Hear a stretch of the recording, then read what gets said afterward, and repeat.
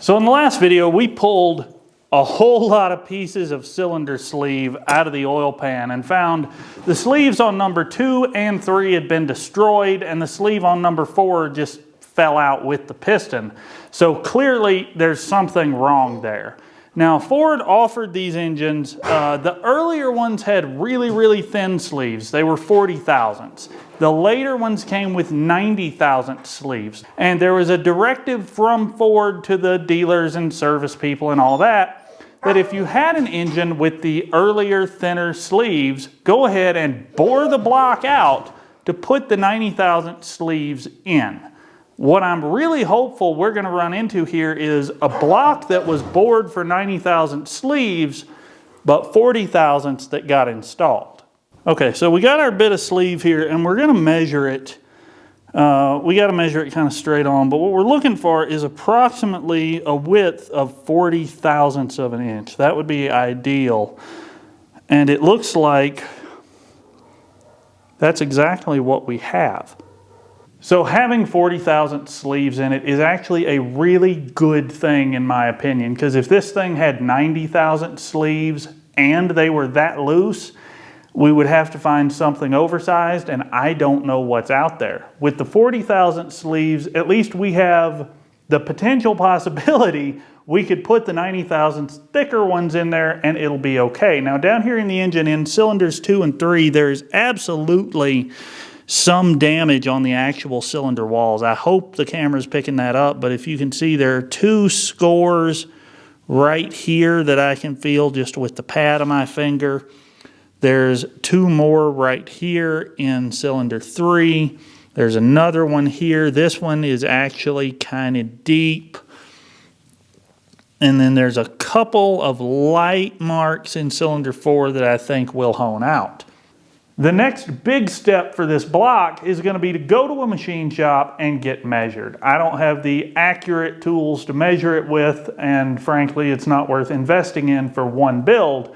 So it's going to go to a machine shop to get everything checked out. But before we can do that, we got to pull the valves out. So let's get the valve train out, get the distributor off, get the camshaft out, and really get this block stripped down to, well, the block.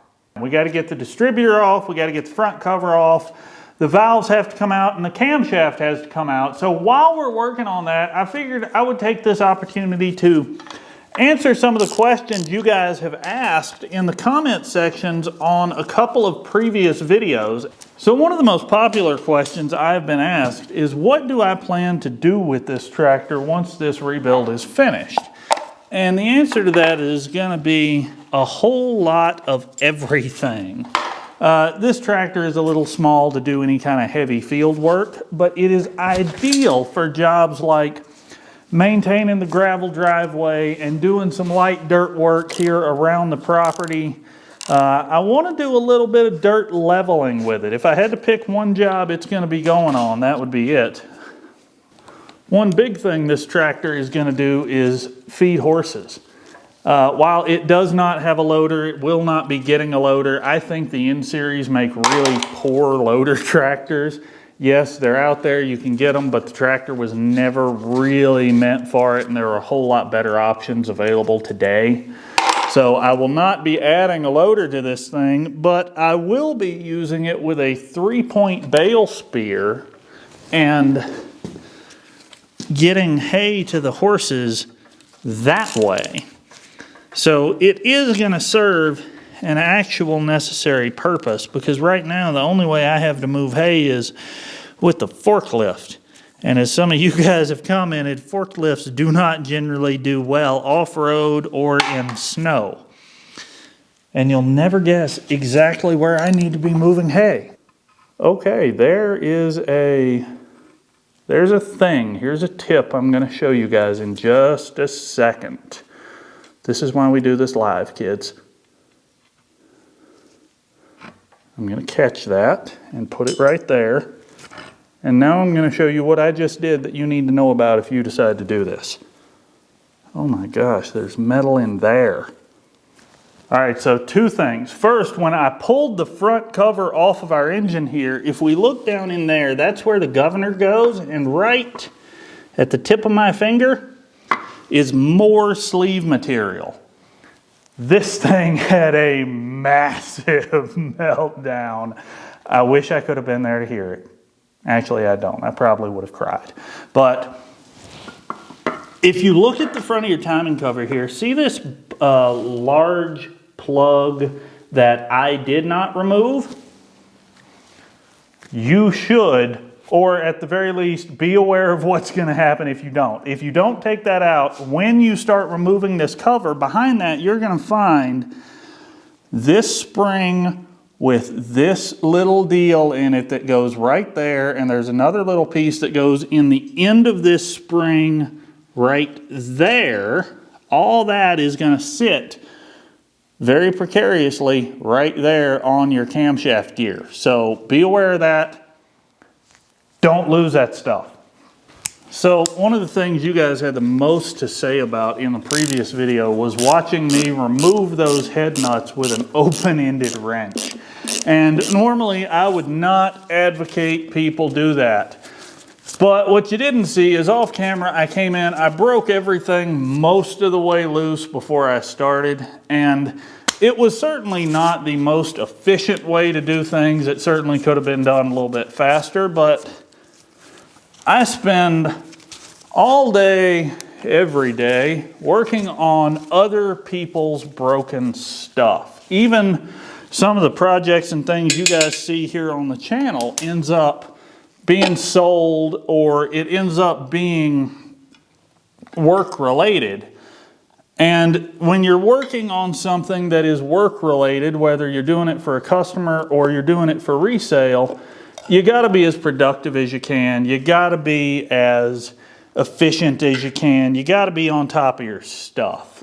So it's a really nice change for me personally to be able to come in here to a machine like this where I really don't have any kind of a deadline. There's not a customer waiting on this thing. There's not somebody that might be interested in buying it. It's just for me.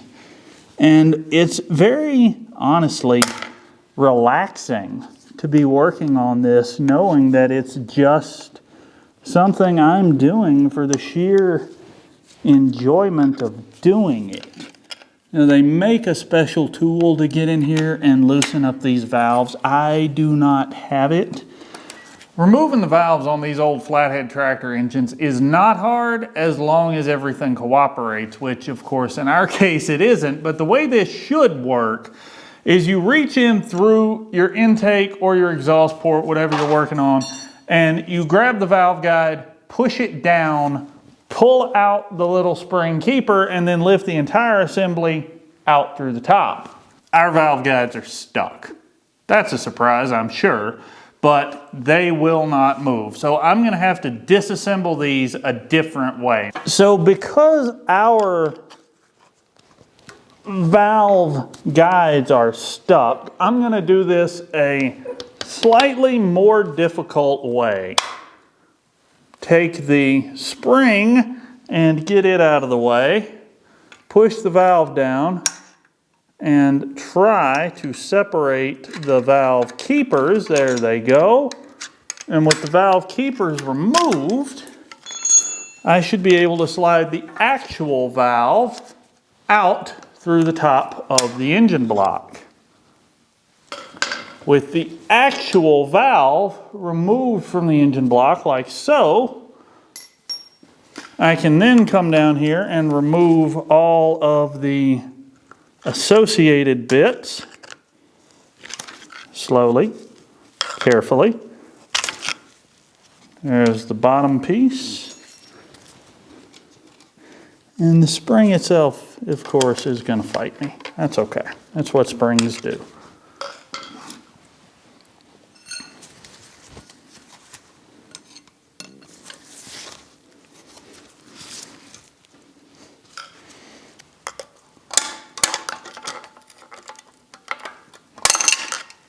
And there we go. Now, let's look in the top. And there's our valve guide, and that joker is stuck.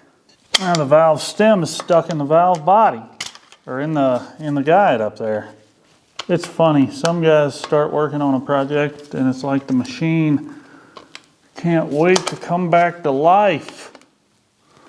Me, I start on a project and it's like the machine just doesn't even have the heart to try anymore. But that's okay. We're gonna save her.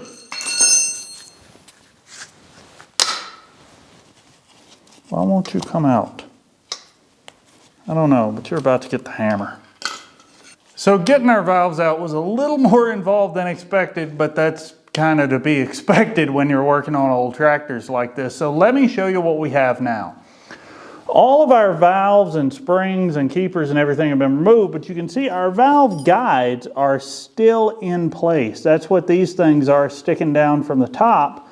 And if we look in from the top, you can see none of these really look great. There's the one we knocked out, but there's the other one, and this was a mud dauber nest. You can tell critters have been packing junk in here, but all of these, I can't decide if this is just, this one is rust, but these here, I feel like these are actually glued in place by burned oil.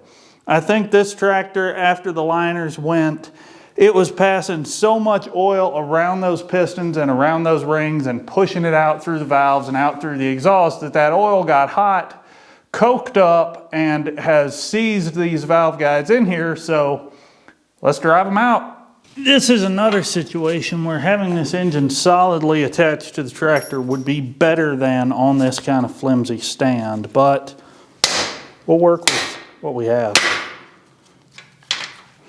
And I'm just going to knock these down. If they fall out, great. If not,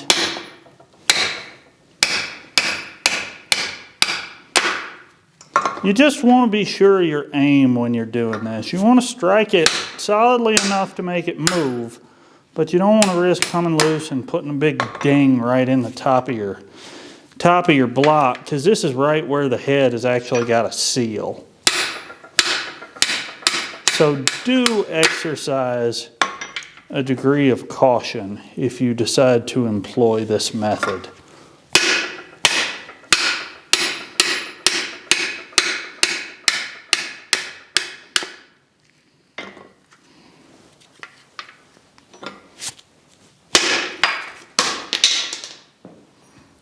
And don't drop the socket.